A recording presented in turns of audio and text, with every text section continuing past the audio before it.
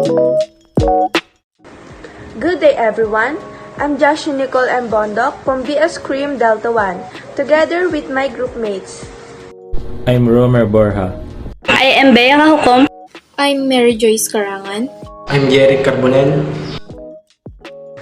Now we are going to present to you the geography and crimes. So here we will know the relation of geography to crimes. But first, let's define it.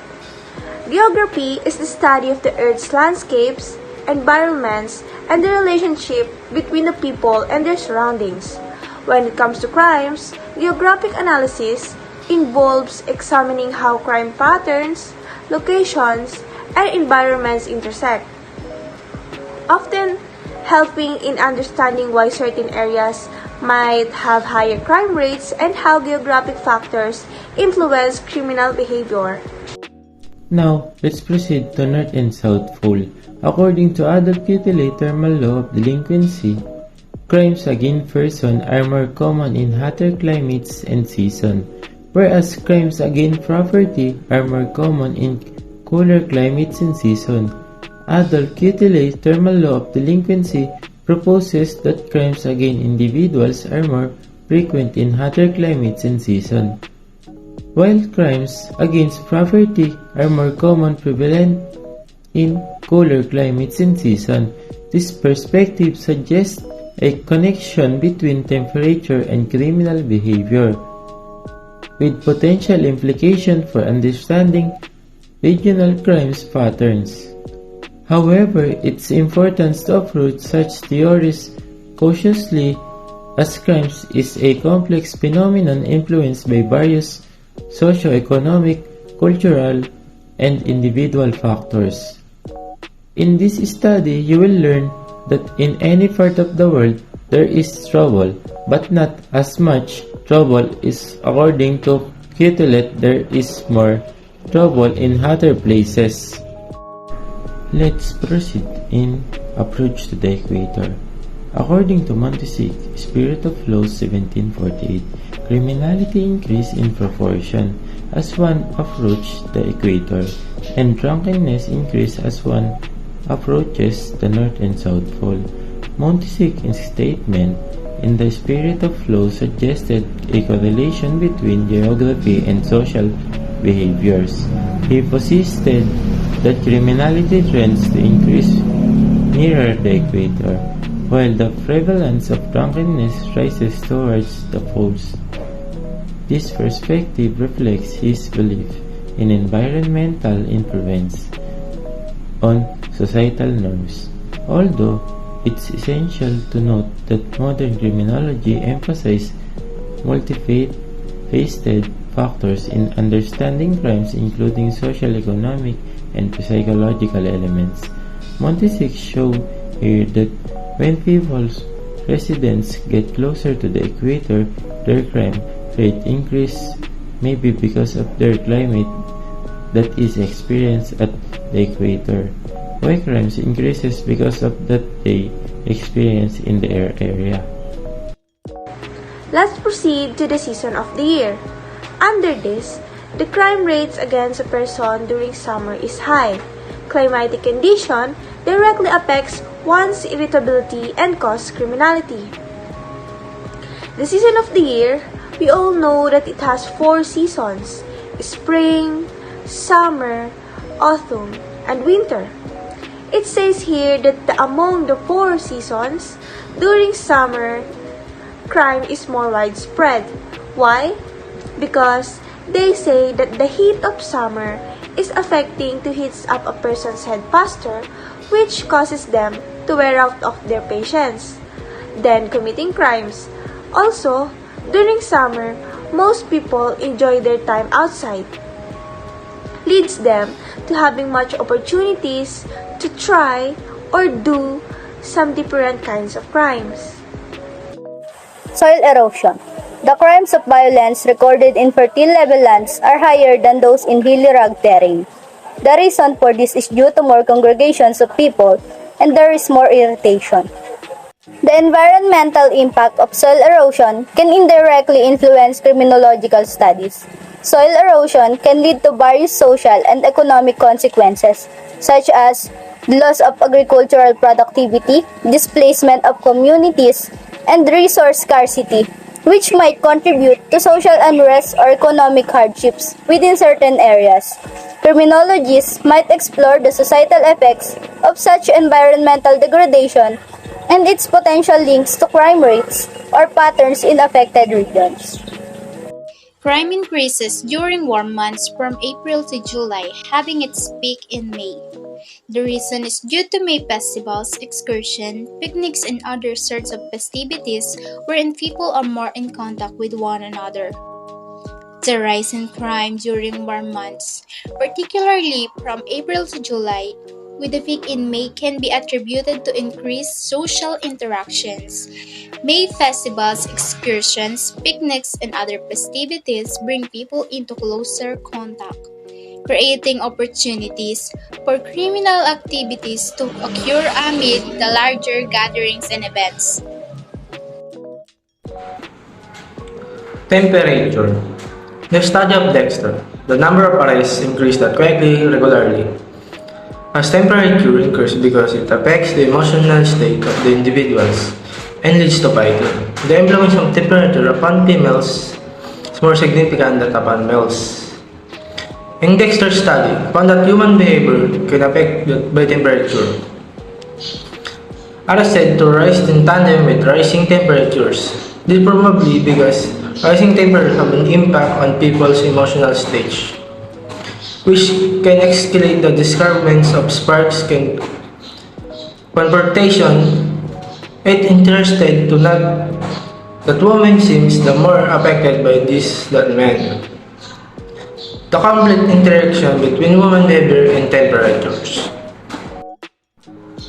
Humidity, atmosphere pressure are based on survey, but number of assault with low humidity and small amount with high humidity. It explained that low and high humidity both vitalize and emotionally affects person behavior. The result of the survey showed that a higher percentage of assaults happen in high humidity environments, whereas a greater number happen in low humidity environments. This illustrates the complex relationship between environmental factors and human emotional reaction by amplifying can both in high and low humidity levels can affect person's behavior. Gaining understanding of these dynamics can help one to get more thorough understanding of the elements who lead assault incidents. Theories of criminal anthropology. Criminal anthropology explores how biological, psychological, and social factors influence criminal behavior. Theories in this field suggest that a combination of genetics, brain structure, environmental factors, and societal influences contribute to an individual's propensity for criminal actions. Some theories emphasize genetic predispositions, while others focus on environmental triggers or societal structures that might push someone towards criminal behavior. Overall, it's a multidisciplinary approach seeking to understand the complex interplay of various factors contributing to criminal tendencies. Physiognomy. This theory is based on the idea that the assessment of the person's outer appearance, primarily the face, may give insights into one's character or personality. Physiognomy in criminal anthropology is the belief that a certain facial features or physical characteristics are indicative of criminal tendencies or behaviors. This theory suggests that by examining a person's facial structure or physical traits, one could predict their likelihood of engaging in criminal activities.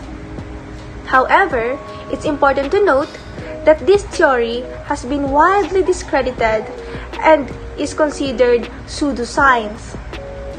Modern criminology emphasizes factors such as socioeconomic conditions, psychology, and environmental influences, rather than physical appearance when studying the criminal behavior. John Caspar Lafayette was the physiognomist from 1742 to 1801 who was the first to suggest a link between facial figures and crime.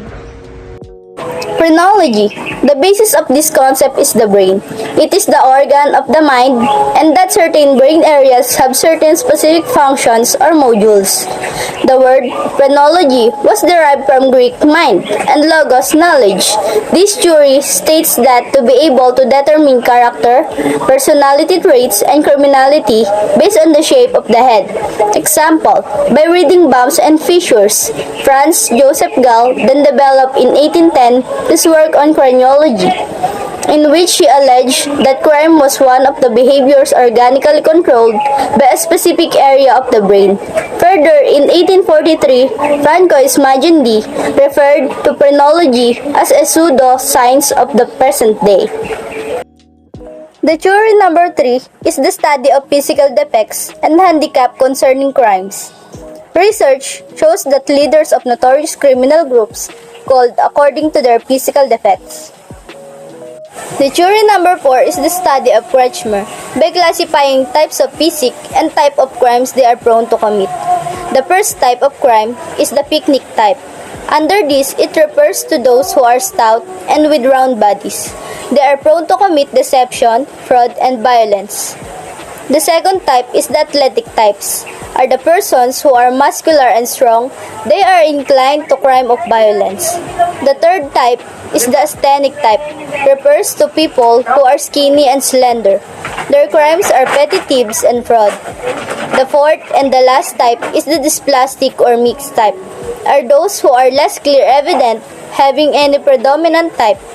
Their offenses are against decency and morality. Number 5. Study of William Sheldon. Ectomorphic refers to people with long arms and legs, a small upper body, and narrow shoulders supposedly have a higher proportion of nervous tissue. Ectomorphs usually have very low fat storage, therefore they have slim bodies. So, ectomorphic refers to individuals characterized by long arms and legs, a small upper body, narrow shoulders, and a supposed higher proportion of nervous tissue.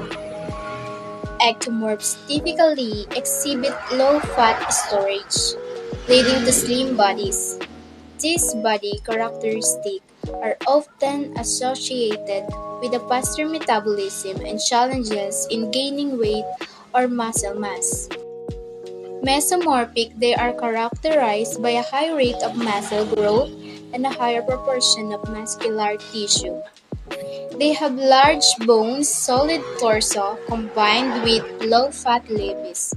It is vivid that they have broad shoulders with a narrow waist. So, mesomorphic individuals are marked by a high rate of muscle growth and a greater proportion of muscular tissue.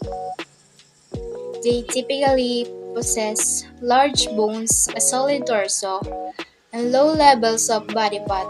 This body type is evident in broad shoulders combined with a narrow waist, contributing to a more robust and muscular physique. Endomorphic, they are characterized by an increased amount of fat storage due to having a more significant number of fat cells than the average person and a higher proportion of digestive tissue. So, endomorphic individuals are characterized by an increased amount of fat storage. This is attributed to having a greater number of fat cells compared to the average person and a higher proportion of digestive tissue. As a result, endomorphs often exhibit a tendency to store fat more easily and may face challenges in managing body weight. This is William Sheldon, the founder of somatotype theory. Ectomorph, lean, slightly built, narrow shoulders. Endomorph, medium height, rounded figure, massive neck, broad base. Mesomorph, medium to tall, strong, muscular, coarse bones.